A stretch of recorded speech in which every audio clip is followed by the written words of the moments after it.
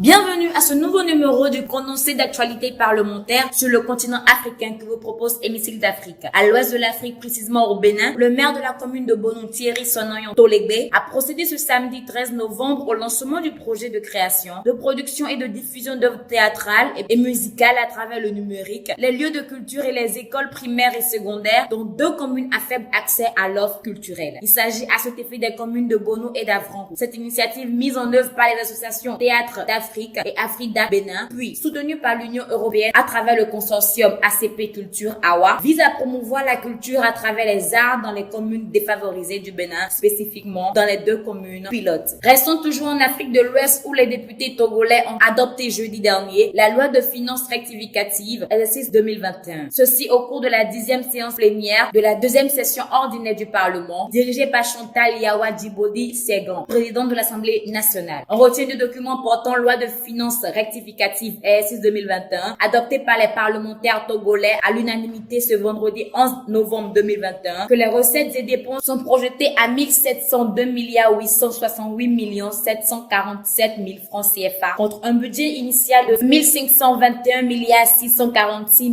626 000 francs CFA, soit une hausse de 11,9%. Une hausse qui se justifie par les différentes situations auxquelles le pays est confronté, en l'occurrence la crise sanitaire du Covid-19. Du côté du Maghreb en Tunisie, des milliers de Tunisiens ont pris part à une manifestation à l'appel de l'initiative Citoyens contre le coup d'État ce dimanche 14 novembre 2021 dans la rue jouissant le siège du Parlement dans la capitale de Tunis en guise de protestation contre les mesures exceptionnelles du président Kais Saied. Le but de l'appel de l'initiative Citoyens contre le coup d'État était d'organiser un mouvement de protestation pour défendre la légitimité constitutionnelle et parlementaire et faire preuve de solidarité avec le pouvoir judiciaire contre les tentatives de le mettre à genoux.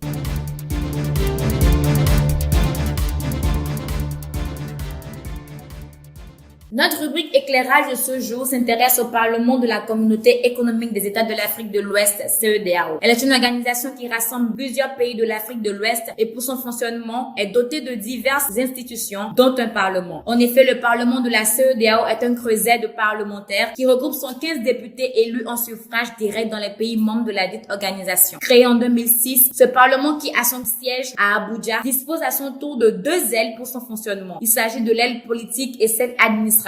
Il faut notifier qu'avant la création de cette assemblée, les pays membres ont signé un protocole relatif au Parlement de la CEDEAO le 6 août 1994 à Abuja, au Nigeria. Mais ce protocole n'est entré en vigueur que le 14 mars 2002 et prévoit la structure, la composition, les prérogatives et autres questions connexes. C'est sur cette connaissance que nous mettons fin à ce bulletin d'information parlementaire. Abonnez-vous à notre chaîne YouTube et n'hésitez pas à nous visiter sur nos différents réseaux sociaux, Facebook et Twitter, et suivez toute l'actualité de nos élus sur www.hémicycledafrique.com. Portez-vous bien.